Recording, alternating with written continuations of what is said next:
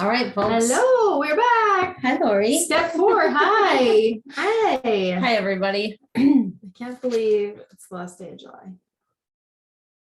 I know. But we had a good July though. Yes, yeah. It's been good. It's Yeah, just good. going so fast. I know. We had some hot weather. Hope you guys in the hustle and bustle of things have found time to really be in the moment and be present with your kids and your family. We were just talking about that, how sometimes we get so burdened with all the to-dos in life, or even all of the emotional things that are going on, and how hard those can be. But really just in the moment, like if things are good now, then really to relish that. So Do you know where that concept came at? Like one of the moms that I work with had me come to her delivery. oh And so I was in, and I was listening to the midwife and everything, and we'd all get through, it wasn't hard for me, but like we seemed to all, like, you going through this contraction and everything, and then the nurses and the midwives and stuff are like, okay, this is your time, just enjoy this break, relax, you don't need to anticipate the next one, just really just relax into your body and everything. And I'm like, well, really, from start to finish, labor and delivery you can have it be stressful every minute of the time. And that whole idea that, like, rest in those in the good moments. And so I've tried to be a little bit more mindful of that, and it's helpful. Like, you don't need to stress about the emergency that's going to happen 5 minutes from now. You could use that 5 minutes just to take a deep breath, and then you're more capable to handle the next thing. So we're going to end the chase for happiness and success, which fits right Yes. into thinking that we have to have a perfect Facebook family, Oh my and that gosh. once our kids are fixed, then the rest of life will be happy and carefree. Well, and we were talking about how this book is really, you and I can both be kind of driven and perfectionistic, and really all with good intentions and stuff. And this idea, I just want my kids to be happy and successful. I've said that a It's million really times. cracking some stuff inside that I just said, like, oh yeah, I really need to look at that differently. Yeah. And I actually, and we'll probably get into this, but I brought up that whole idea to my husband, and he's like, what do you mean? Like, no, we all need, like, we need to strive for this. We need to strive to be happy and successful. I'm like, but according to who? Yeah. Like, and so we'll get into that, because it was a little bit of a curious conversation in my house. Well, and I think you and I are far enough along in our child rearing that this poem on the first page hit, where I chased happiness and success like they were drugs until I got to the top of the mountain and couldn't enjoy it, because I was out of breath and out of soul, and my view was colored by the blood of the pain I had left in my wake. That the end doesn't justify the means. Like, if there's collateral damage along the way, when we get to that NBA contract, or the college scholarship or whatever, and it kind of takes me back to, like, everything that we do, really, for me, everything that I do in anything, but particularly in parenting and in my family life, everything is about the relationship. Like cleaning your room, it's about the relationship. Learning how to drive, it's about the relationship more than it is about the driving. Yeah, about the outcome. Yeah. And so we often get stuck on what we want for the outcome. And this chapter was really kind of a slap in the face for me, because we're growing these young adults now, and I just think, man, if I could have done this differently. Not that I regret it, but I feel like now I have an opportunity to be more mindful of the transitions that my kids make, and how I can help them recognize that there are, happiness and success looks like a lot of different things. Yeah. And how can I help them find what their happiness and success is by being in the moment? So and that's a pretty graphic poem on page 45. We think that all that blood, sweat, and tears is really gonna pay off in the end, and our child's gonna be exactly what we want them to be. It's our badge, it's our medal of honor that we've done all this.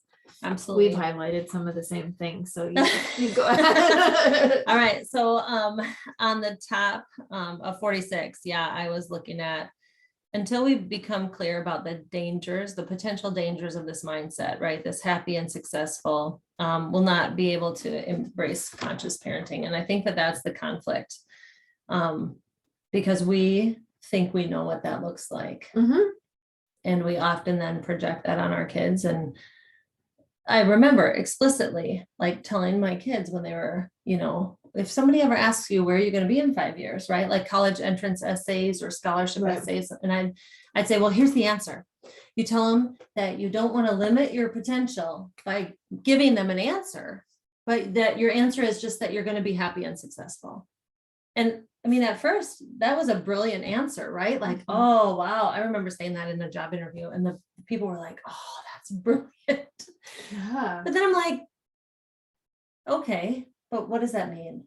Like, where's the substance behind it? So that is, halfway down the page, then it got me to thinking, and I actually drew an emoji, like big eyes, like, oh, because it says, when we wish people well, it's one thing, but wanting them to be something specific, such as happy or successful, is controlling. Yeah, I underlined that. And I thought, how can that be controlling, right? But then I'm like, it's what I'm pushing for them to be. It's the definition of happy and successful, according to me. Mm-hmm. Yeah. Yeah. And I think that, and then down at the end, it says, we're not just engaging in the passive well-wishing. It's not just, oh, go out and be, but these are active desires and expectations we project onto our children. We box them into our vision of what happiness and success look like without giving them the freedom to explore, mess up, get sad, get angry, and learn the valuable lessons that this messiness and beauty of life go hand in hand. And I'm like, oh. So what's a better, like, I found myself reading this chapter, like, what's a better thing as a parent? You say, I want for my kids, I want my kids to be resilient. I want my kids to embrace life as it comes and find their path through it. I mean, like, what's a healthier, because we have those. That was a really good answer for us. I know. And It's beautiful, but don't steal it. I'm gonna trademark it, or I get 10% of the royalties from the scholarship. No. but like on 46, so attached are we to wanting them to be happy and successful that we actually make them feel unworthy when they are not. And I know that my kids have felt that way. And I, and we were just talking about somebody that I really care about that absolutely feels that way. And talking to another parent whose kid confessed to them that they were depressed and sad and having suicidal ideation, and they were more concerned about disappointing the parent than experiencing the weight of the human existence, which causes depression and anxiety sometimes. And so that's kind of having your household, having your relationship with your kid be such a safe space that we do give them the freedom to explore, mess up, get sad, be messy, all of that kind of stuff, and say, none of that is a condition of my relationship with you. Yes. Right. And because I think we've prided ourselves on, unconditional love for our kids and stuff. But we also have like these expectations of what we think is best. And I think for so many of us, like we were raised in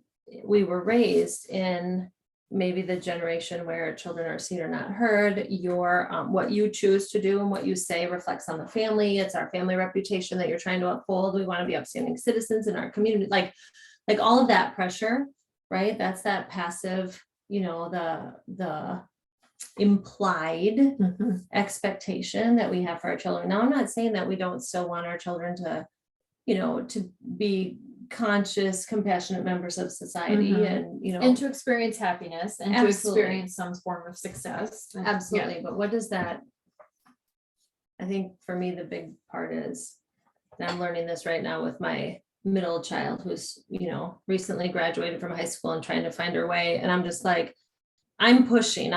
So this chapter for me was like, back off. Like, her happiness is not what I think her happiness is going to be. Yeah. So I think that's the part where when we really kind of break it down, and I loved where it said, is it the part about, here we go. I'm going to jump ahead unless you have more. I'm going to jump to No, 49. that's fine. 49 says, we want to teach kids about the inevitable messinesses of life because it's far more valuable, right? When life is messy, they'll be far more resilient, what you said. Then they aren't being set up for disappointment because they expect to have challenges along the way. And last time we mentioned growth mindset. Mhm. When kids are able to face what comes to them, then they know that they are capable of critical thinking. They know they're capable of problem solving. They know that they can then take pride in themselves and their achievement when they get through those things. So I love this part where it says, instead of this happiness and success, we want to help kids focus on presence and experience. Now, I remember thinking about this after COVID, right? Like thinking about, oh man, how awful COVID is for everybody. But I remember asking my kids, what are you learning about yourself through this process? Like, what are you learning? Two of my kids learned that they love online school. Yeah. And one of them learned that she hated it. Not And good. so, but when we started thinking about like, what is this experience teaching us about ourselves, whether it's good or bad, you're still learning something about yourself, right? I learned that I like this and I don't really like this. And all of that is good for self-exploration and self-confidence. Like, oh, I learned that I don't like heights when I got up on the zip line, right? Like, oh, just learn that, Yeah. you know, Data. exactly. And how do we help kids focus on the presence and the experience? So instead of, and I like, it says we focus on such qualitative moments, but life stops being about a fixed outcome and is more focused instead of on our state of being, that there are no good or bad feelings. It's just, this is what it is right now. And how are we going to get through it?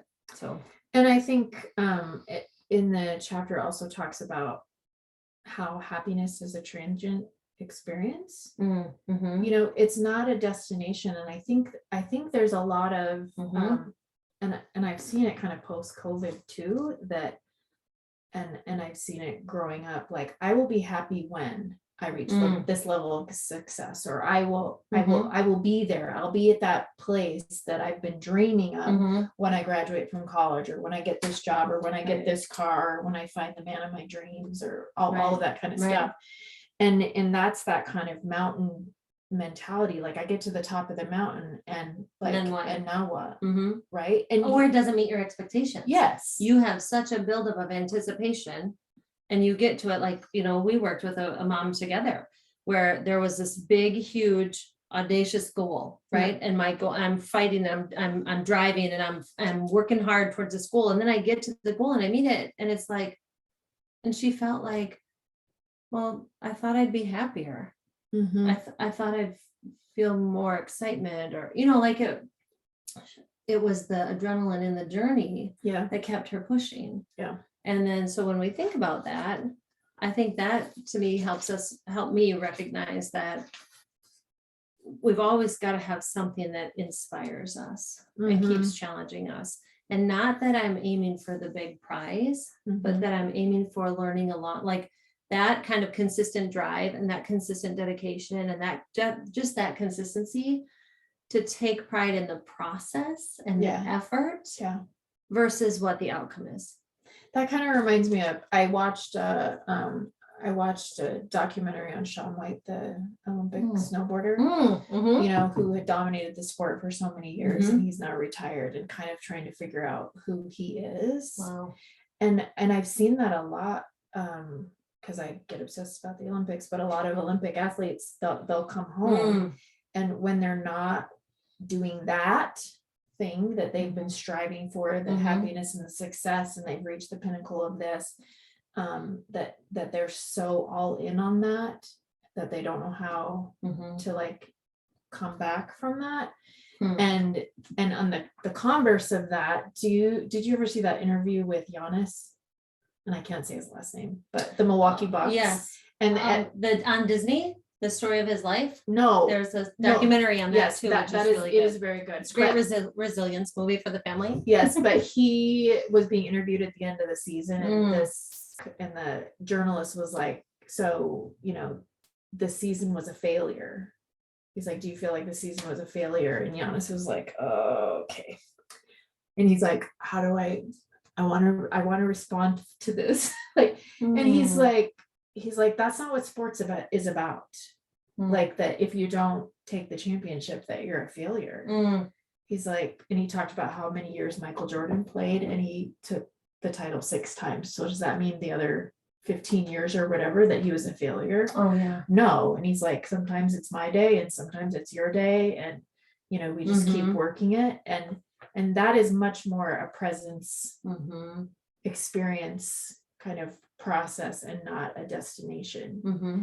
And so I think about like the happiness and the sadness, grief, all the different feelings, no bad feelings, all the different feelings are very fluid, Mm-hmm. right? And so if we're saying this is the one that you need to shoot for, Mm-hmm. and it's how much percentage of our lives Mm-hmm. are we sitting Right. resting happy, no concerns? Right. I mean, that doesn't happen.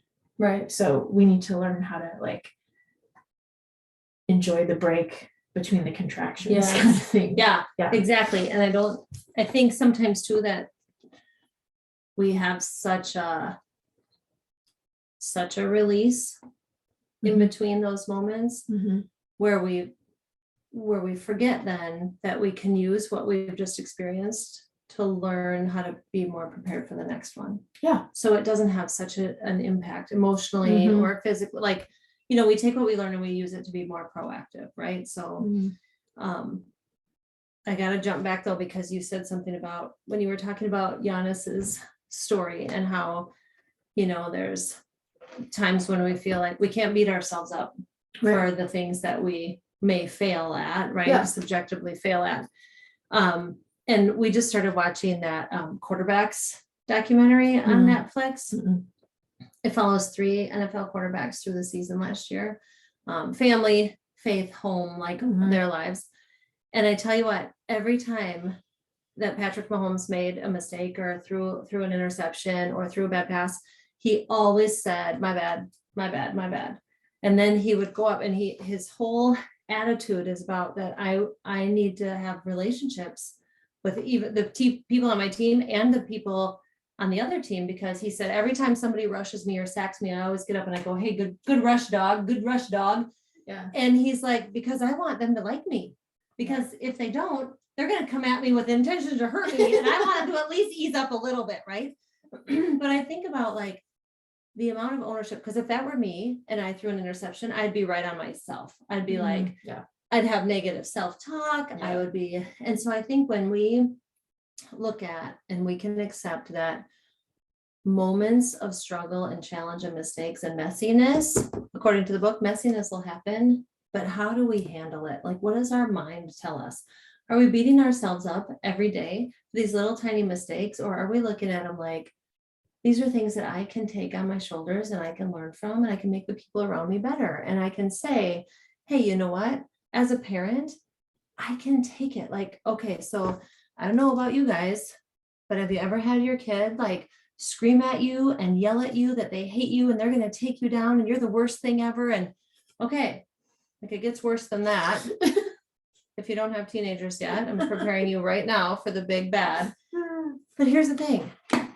I know and work with parents who have resentment about this, right? Like now they hate their kid and hate what their kid said because of this, and they hold on to it, and it just festers and festers and festers. But guess what?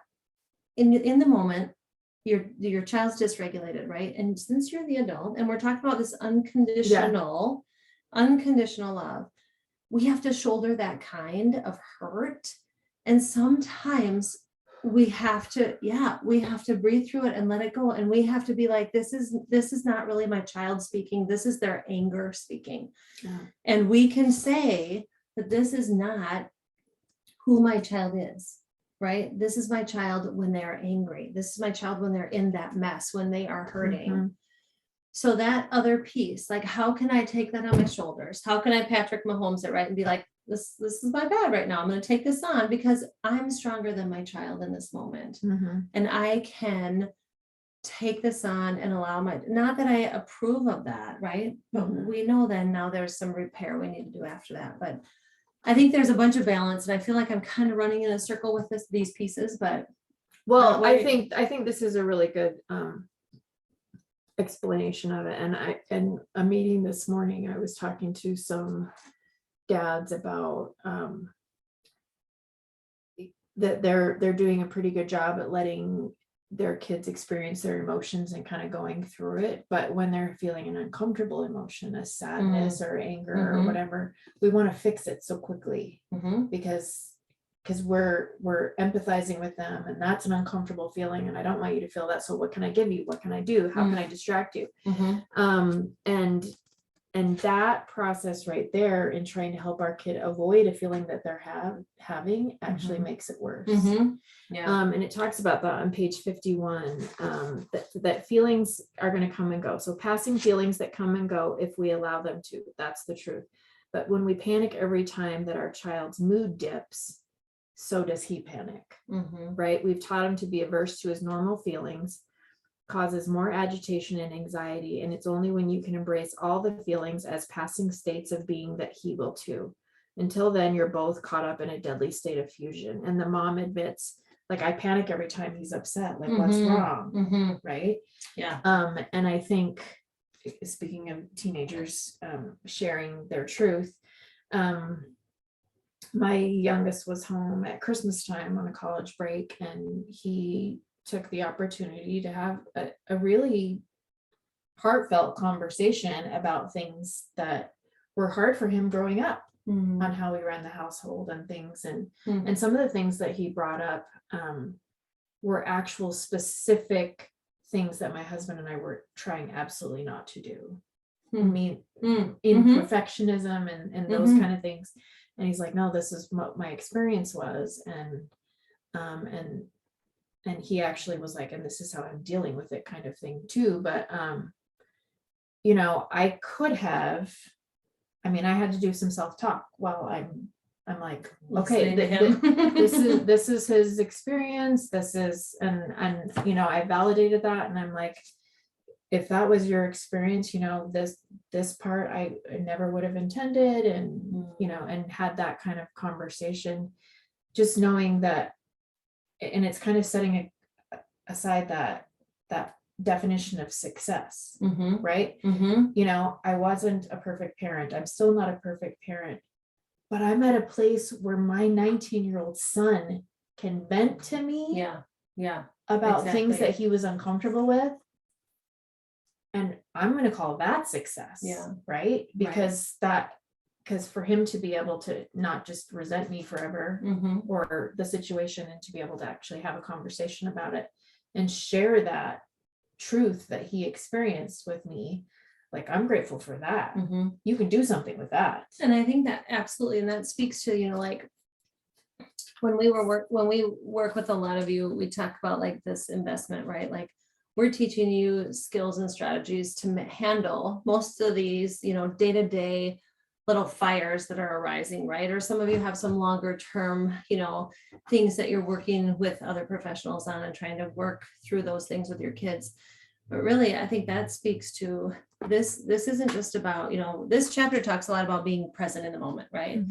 But the skills and strategies that we talk about when we're coaching is that they're not just for in the moment problem solving. They're to establish a foundation in this relationship where then as your children grow, those foundational values and the problem solving skills and your approach in handling behavior and your ability to help child regulate, to validate their emotions, to empathize, be compassionate, all those things just continue to build. And then what they pay off as your children get older, and you have this trust and you have this ability to communicate. Not that you always see eye to eye, Right. but you have established ground rules of what communication and relationships look like in your family and what you allow and what you don't allow when it comes to interacting with each other. So all of these things, that we're going through, that we talk about and that we coach, have to do with establishing those foundational guidelines for communication and having that kind of relationship. Not always perfect, not always happy and successful, but that's a lot of where, you know, we come from, and some of that coaching helps get you through the moment, but you're really laying some good foundational work for longer, more intentional Yeah. relationships. The next place I want to go is the putting into practice. And the family I grew up in was very close, is what we would say. Professionals would say enmeshed. We went through everything together. And it has worked for us relatively well. But the italicized part on page 53 is worth reading. My child is a human being experiencing human feelings of pain and struggle. These are normal feelings for a human. Every human has these messy feelings. These are not bad feelings. These are worthy feelings that will allow my child to grow into a resilient being who can self-regulate and self-govern. That's success right there, I think. If I wipe away these feelings, my child will lose an opportunity to be authentic. I do not need my child to be happy or successful in order to feel good as a parent. My worth doesn't come from their grades, moods, or experiences. It comes from my own. I will hold space for all that shows up authentically for my child, and through my embrace of the isness, I will teach my child to embrace their isness as well. I think maybe that's the mantra, right? Right. Self-regulating, self-governing, resilient, able to take life as it comes, because it knocks us on the chin plenty of times, even if we're doing everything right. Absolutely. And I think there's one part in here that I remember reading about. And now, so, it talks about, there's one catch that I think there are. And I caught a vibe of this, and I think it might even be this chapter and next, but that, this doesn't mean that we don't still challenge our children, right? And we still don't encourage them. We still don't have them setting goals and like whose goals are they, keeping commitments and all that Absolutely. kind of stuff. So it doesn't, like when we talk about, that we want on 52, it says something about, we want kids to listen to their own inner guidance, right? And so I can hear some parents saying, yeah, but they have no inner guidance, right? They're 12. They're just laying in their bed on their phone all day. Yeah. So we're not saying, that we're talking about, like just letting the kid drive their own train in there, right? Like that's not what we're saying. But the one piece that I did make a note of is that it is not our responsibility for someone else to be happy. Okay. So, one of the strategies that we talk through with people is, especially that middle school preteen, right? When kids are so unhappy about things, or they're mad about things, or we have to give consequences and reinforce our household expectations. And they're, they don't like us. They don't like us because we take things away, or we give consequences, or, there's some kind of a result of their behavior. But one of those strategies is your choice has made this hard for you, right? If you don't want to feel this way, then you can make another choice. And that, I think, fits right into this, because if we are constantly helicopter parents, if we're constantly out there trying to fix everything, make everything better, we are never going to satisfy our kids. And then the bar just gets higher and higher and higher. And our kids get more dependent, less resilient, and less confident. And more entitled. Yeah. And they think that then they deserve everything. Right. Yeah. And just this morning I had a mom say, well, I don't want to tell her thank you for every little thing that she does, because then she's going to grow up to be in a job where she thinks she's going to need a thank you from her boss all the time. And I can see that point. However, if you're looking at trying to change a behavior into something that's more effective, you need to feed what you want. All right. If you are constantly nagging and yelling at your child because they're not doing something right, you're going to continue to get that because you're feeding negative attention. But if you start noticing something that the child is doing right, even the little things, thank you for putting your dishes in the sink, thank you for helping pick up your clothes, thank you, then that change of focus on what the child is capable of doing is much more reinforcing than it is when you nag and scream at a kid for what they're not doing, because then they just end up building resentment. Yeah. Well, and I would challenge that expressing appreciation idea too, because like if I thank you for a ride, Yeah. then and you're like, oh, I thought, she appreciated that. If Mhm. you give me ride after ride after ride and there's never a thank you, you're like, well, it's the last time I'm doing that because it's inconvenience and it costs me. And I Right. think if we put it like, if you've got a young child who's like, thank you, mommy, for the cookie, you're like, gosh, if it was good for you, I'd give you 6 more right now. But or you have a teenager who's like, hey, sorry, I was upset. Thanks for giving me my space yesterday. A teenager to do that. You're like, yeah, I got you. Like Yes, it breeds that positive. absolutely. So that's Absolutely. that's a big deal. So there were a couple of that, putting it to practice, using that mantra that Lori read on 53, kind of just say those words to yourself, right? Giving yourself permission to be in that moment, but then also to allow yourself, convince yourself, right? Sometimes we need to convince ourselves because the story we've told ourselves up until this point has been incomplete. Well, and I think it's okay to question it. Like when Brian's like, well, that doesn't make sense. Of course we want to push our kids to be happy and successful. That's how you win at life. Right.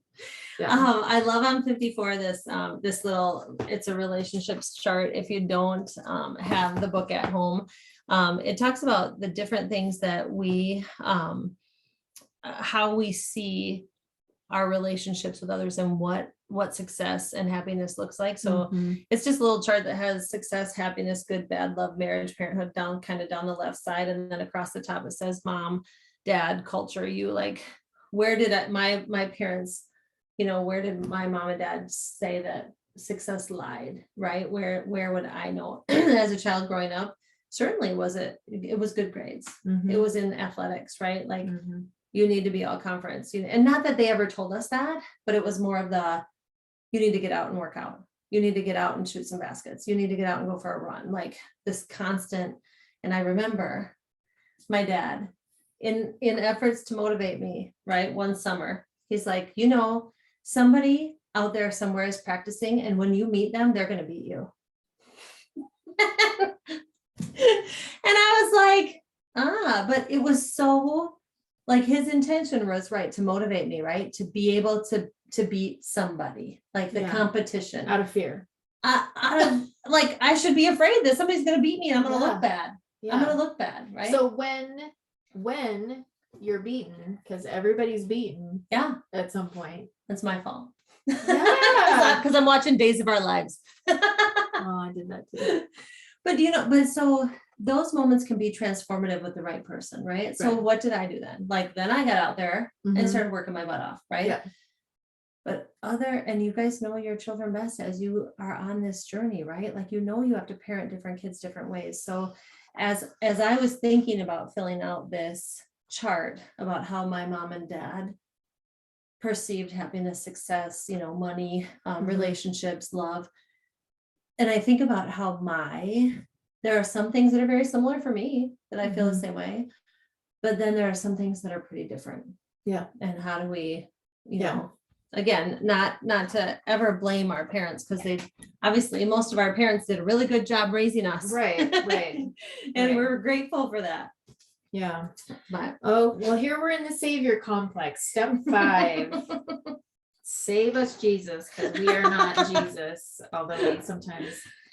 Okay, so and there's going to be a little faith perspective here, but talking to another mother who was leading a Bible study, a woman pastor, and she was talking about as she was her prayer life for her kids, to make the goal in the soccer game and to get the A's on the test and to feel pretty and to these are all the things that we want for our kids, to not be sick on the day of the dance and all of this kind of stuff. And from a faith perspective, she's like God taught me that if they're always getting the A, if they're always getting the job, if they're always there's no time for them to have that reflection and say, you know, how do I feel about this? What do I do with these feelings? Have I learned something? Do I need to do something different next time? And from the faith part, if we're completely self-sufficient and completely successful in the eyes of the world, do we ever turn to a higher power out of need? And really, it's in those times where you're like, I don't know what to do. Like I've done all I can do. Right. And where a child might turn to a parent like I don't know where to go from here, or a person of faith might turn to their deity or their higher power and say, like, I'm out. Like I've done all that I can. And Right. the rest has to be you. And I think a lot of times we jump in for us to avoid pain. We jump in to resolve a problem that our kid is having because we feel better after that, because it's painful for us to see our kids suffering in pain. Absolutely. Well, there, I like this part on 56. Right at the top, it says, we act as if we are doing our kids a favor by raising them, and that they should be eternally grateful to us for having taken care of them as if we are their saviors and creators. I mean, yes. I brought you into this world and I'll take you out. I mean, haven't you ever said that? I do everything for you. Can you show some gratitude? You're like, I mean, come on, right? Okay, I had to laugh at that. So then it kind of gets down, and this made me feel guilty about my own adulthood, is that, you know, because of all this selfless giving that we give to our kids, this is why then, you know, why my mom probably makes a comment when, not me, of course, when my sisters maybe don't call her on Mother's Day or don't call her on her birthday, right? Because we feel like there's so much more that our kids owe us for parenting them, for being their savior, for getting them through the terrible teens, right? Okay. But here's the thing. They can give you respect and love, but they don't owe anything to you. Now, I did write a question mark here, because I have to admit, I did struggle with this, because I'm like, you know what? They do need to show some gratitude. Well, and it says here, yes, they can give you respect and love, or you could put gratitude in there. Yeah. But they don't owe us to be, you know, the CEO of Fortune 500 exactly. company. And that's where my husband and I were talking to. Like, there are certain things that we do expect from them, right? This is not where we question our relationship skills. Like, we expect respect, we expect, you know, some gratitude, some manners, right? Like some of those foundational things. But that's where we had to kind of step back and be like, what is our expectation? Well, and I think that you've shared before with your youngest, you know, she's involved in athletics, but in a very different way than like your quarterback son, who you would have loved just as much if he'd ended up being a bench warmer, if he was a good cheerleader for his teammates and whatever. Absolutely. So there again, it's like, we're not entitled to the path that our kid is going to find, to find their bits of happiness and their bits of success. So we kind of, and I think it says it somewhere in here that we walk alongside our kids. We're not driving them from behind, and we're not pulling them along from the front. We're alongside. Yes. I think it's later in the chapter. Yeah. I mean, and in the middle of 57, it says, if our kids fail at life, we feel as if we had failed in some way, right? We suffered tremendously. We feel that these are our problems to fix. And yes, there's certainly, there's a place for some of that, right? But then we feel resentful when we discover that these problems are unfixable. And our kids suffer huge amounts of shame from having messed things up. And that's right. This is yet another unliftable burden we unconsciously place on our kids. And I'm guilty of that. I'm guilty of saying, you know, like, if you don't, you know, and not explicitly, but I remember, I remember my kids saying, it seems like nothing I do is good enough. Right. And so that mentality, like, that's a wake up call. If your kids are saying that right now, okay, you guys, I mean, I've been there, I've heard it. It's hard to hear because you just look at yourself like, wait a minute, I'm trying to encourage you. I'm trying to support Yeah. you and challenge you to grow and do your best, right? But when we start hearing that from our kids, it's kind of like, I mean, I disregarded it for a while. Mhm. And knowing what I know now, I hope to help share that with other parents, that if your kids are saying that, there's something else going on. There's Mhm. something they're hearing. There's something they're telling themselves. There's something we're sharing that maybe is not having the outcome that we want. So Yeah, it's landing differently than we intend. absolutely, Yeah. absolutely. This is the crux of the pain of parenting. In that last paragraph, one of the goals of conscious parenting is to become irrelevant for our kids. At what age though? Let's talk about what. Right. And I've shared Yeah. this with parents before and with friends, like the best parents raise their kids to be independent of them. Mhm, absolutely. And if we do it in a manner that stresses the relationship first, they don't need us, but they want to include us in their life. Mhm, And yeah. and that's where, like, when you're getting harsh news maybe from your kid Mhm. about things, that like celebrate that, like Mhm. thank you for sharing that with me, Yes. that Trust in and me. you've carried Mhm. that around, and I'm so glad you could get that off your chest, and that you feel like I'm a safe person to do that. And Mhm. I'll try to be more mindful of that. But to raise our kids not to need us, and there's people who go into parenting, I want to have a baby so I have somebody to love. Mhm. And that's just not, Somebody who needs me. yeah, I want kids so I feel needed. yeah, somebody to call me mommy and follow me around. Like Yeah. my new puppy. And that and then that gets into this whole other, piece of codependence, right? So Yes. we really do, like, there's some effective ways to release the savior complex. All right, on the bottom of 57, ask yourself these questions. How do I feel when someone thinks I need to be saved or tries to control me? Ooh, I mean, spouses do that, Mhm. even parents still, right? Yes. Like Yeah. parents. And then, do I like to be bossed around and lectured? Or the micromanaging boss. Oh, yeah. I've been meaning to talk to you about that. Oh, my micromanager boss. This is feedback that I'm open to hearing feedback to help me grow. Yeah. Come a long ways in my professional life. Being bossed, do we like being bossed around and lectured? Right. And so when we think about that for our kids, and again, I go back to some of our coaching strategies, right? Like, how do we offer choice and voice? How do we help kids be involved in the process so they have buy-in? When we're setting up household rules and expectations and consequences, how transparent are we with the kids? Are we having conversations with them about what this means and why this is important to our family? Mhm. And then if we make mistakes, right? Like if I Oh, blow yeah. up, Yeah. if I start to, lose my cool, and I'd be like, no, you boys, I'm sorry, honey. Mommy is getting mad. I'm gonna take some deep breaths. I'm gonna, I'm gonna walk away for a minute, and I'm gonna do a do-over. I call it a do-over. I'm like, Yeah. I'm just gonna do a do-over. I need to relax for a minute, and then I'll come back and talk to you when I'm calm. That is so powerful. And almost every parent I've worked with is so afraid of doing that. They Yes. feel like they've given the keys to the car to the 6-year-old.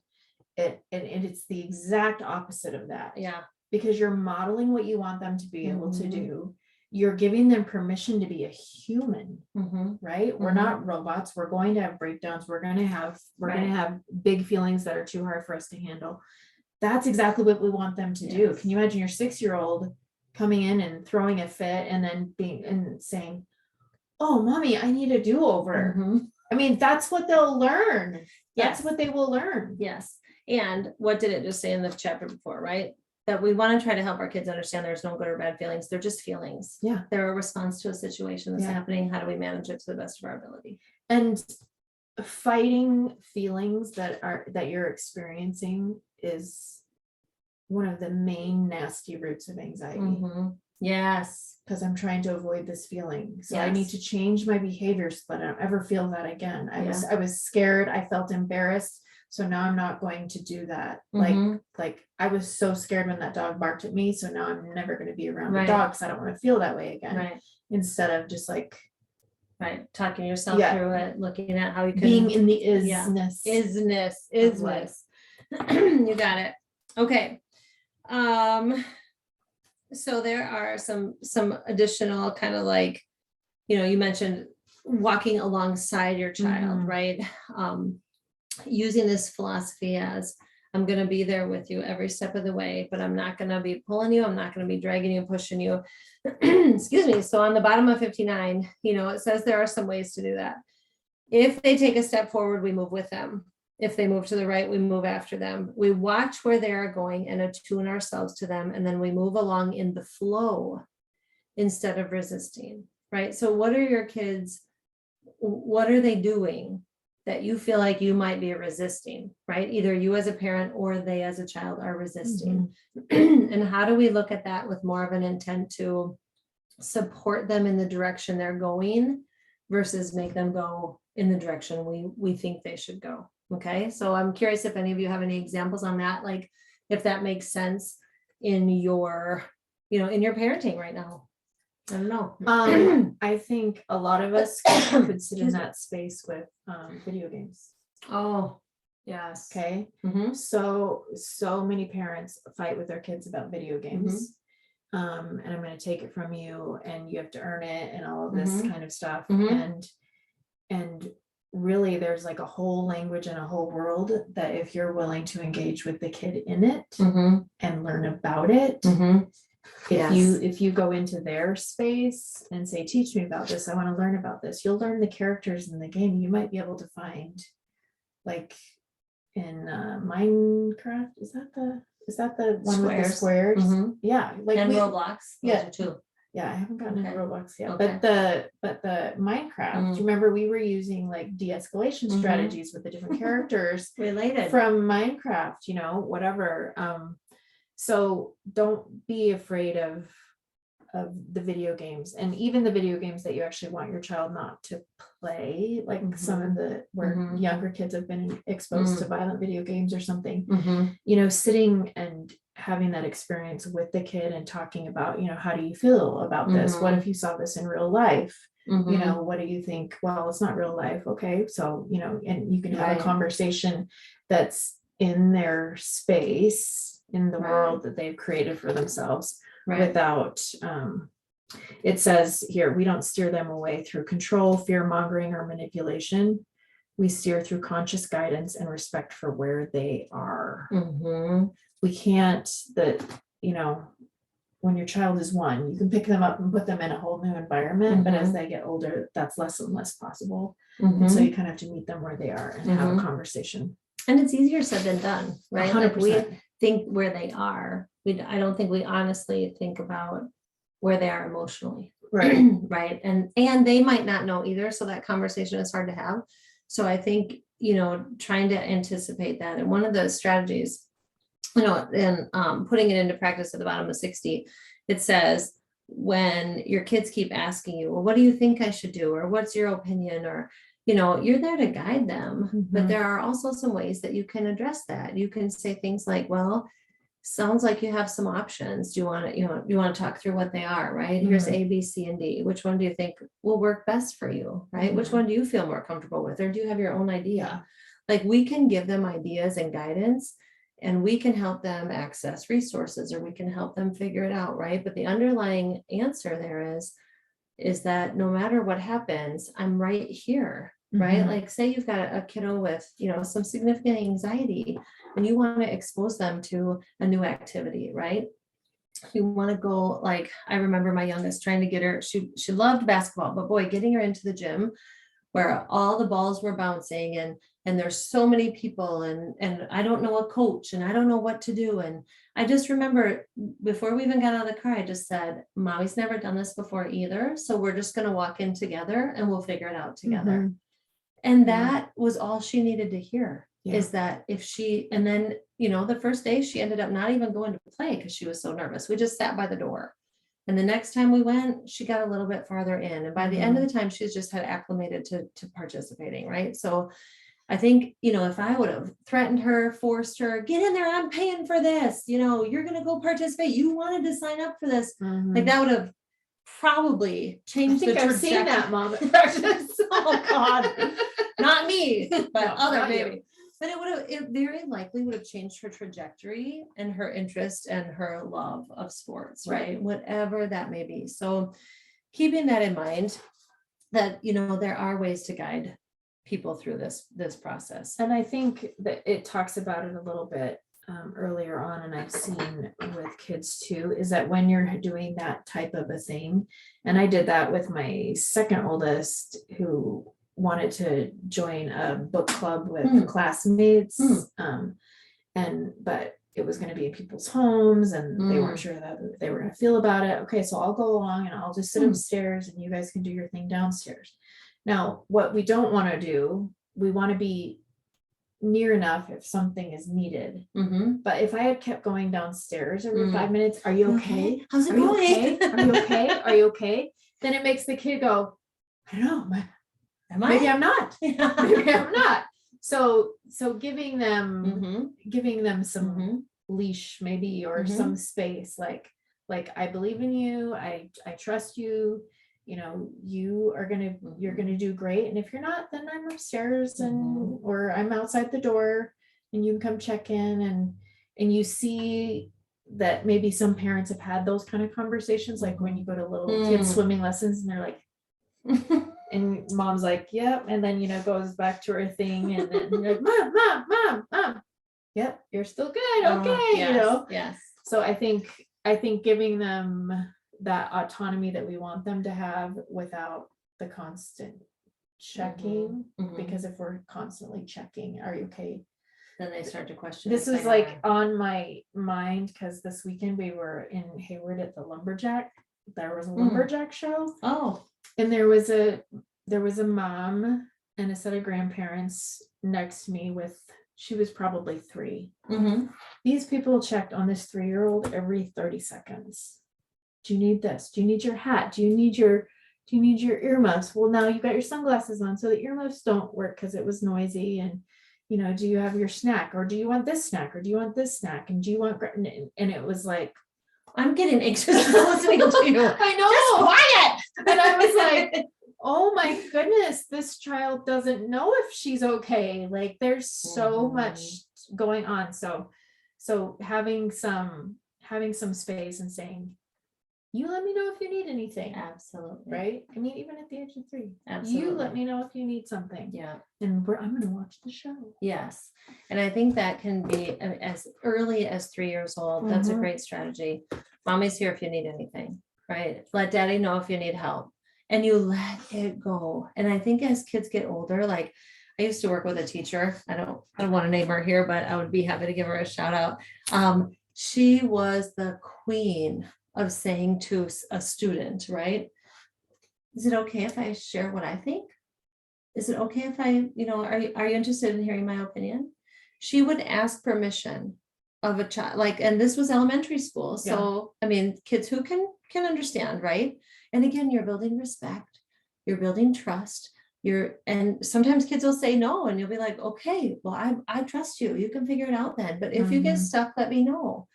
But if a child then did say, yeah, then that's where we give the guidance, right? Then that's where we say, we're walking alongside of you. Well, here's some ideas that I think might work for you. What do you think? And then that is the opportunity for you to show that respect to your child and offer them that encouragement, that support, that implied message that I believe in you. You can do this. You can solve this. You're capable.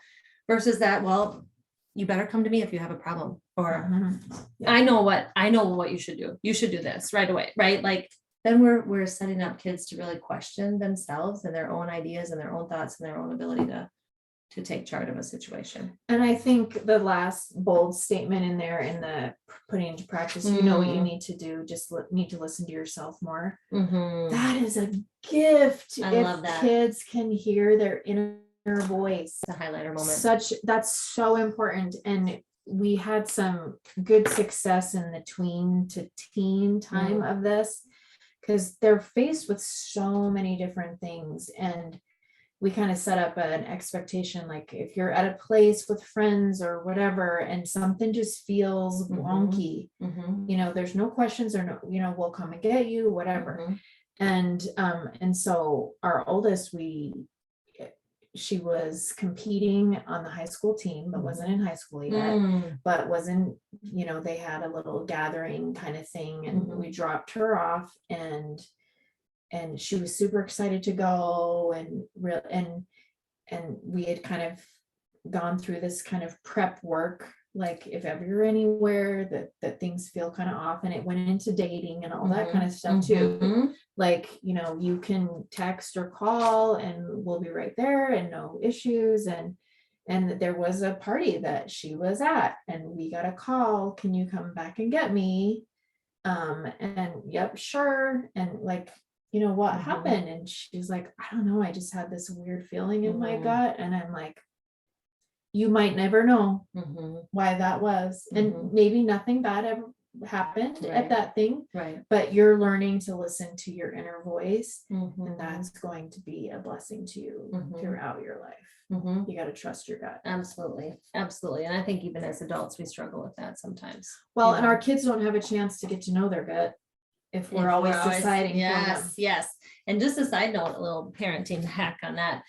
We said the same thing and gave the same message to our kids, but we had kind of a little code word, right? Mhm. So like if they called me Angela instead of mom, I would know that that was code for being Mhm. like, I need to get out of here, but I don't want to, Yeah. I want to save face in front of my friends, Yes. right? So, you know, they might say something like, oh, come on, Angela, I'm having a great time, you know, and Yes. then I'd say, all right, just tell them that, you know, Yeah. your mom Throw us said you under have to the be bus home. Yeah. anytime. Throw us Yeah, under we the set bus. that up with our kids too. Yes. And my one son, he would call, and he was like, he would, it kind of blew the whole thing up. But he's like, he would call and be like, hey, call me back in just a few minutes and tell me that I have to go. I'm like, Yeah. we're on the phone right You now. have to go right now. I'm like- Come. He's like, no, call me. I'm like, okay, I'll do Oh, that. maybe he was in the bathroom sending you a secret Yeah, distress I warning. don't know. It was The fine. Batman in the sky, Yeah, right? yeah. Okay. A couple last thoughts on this. As Lori mentioned, you know, having them really learn to listen to who they are, right? Like where are their strengths, where are their gifts, what are they learning about themselves? And one of the things in the middle of 62 towards the bottom says you can easily just listen without offering any advice. Just listen, right? I'm learning that still. Yeah. When you give your kids, especially after their teen years, your advice, solicited or not, you cripple them. Wow. Ouch. Mhm. Instead of guiding them to their own knowing, you encourage them to bypass the struggle they need to go through to find their own answers. And I tell you what, sitting through that struggle, guys, it sucks. I mean, It sucks. I'm sorry. It's the worst.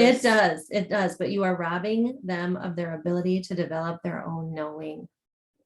And if you have young kids and you are working on that and just be mindful of that as you go, you are giving them a great gift. So This struggle is pivotal for the development of resilience. yeah. And the chapter ends with, once you do this, you will shift from seeing your children as lesser than you to seeing them as your equal partners in this adventure we call life. Amen. I mean, wow. And that, you know, we talk about like children are not just mini adults, because Mhm. developmentally we're in different places, Yes. but they are just as human as And us. they can figure it out. They are resourceful. They Yeah. are resilient. We just sometimes don't give them enough credit. No, and it's hard. The reality of life is that everybody learns differently, Mhm. and some kids really have to learn in Their painful own way. ways. Their own way. I was one of those kids. Yeah. So, and that you guys, I mean, you know, based on this chapter, you know, equal partners in life does not mean that we give kids equal power, equal control, no. right? So just kind of be mindful of that. But respect, Respect, space, ability Absolutely. to make mistakes and have successes, and choice and voice. Right. As long as yeah. all right.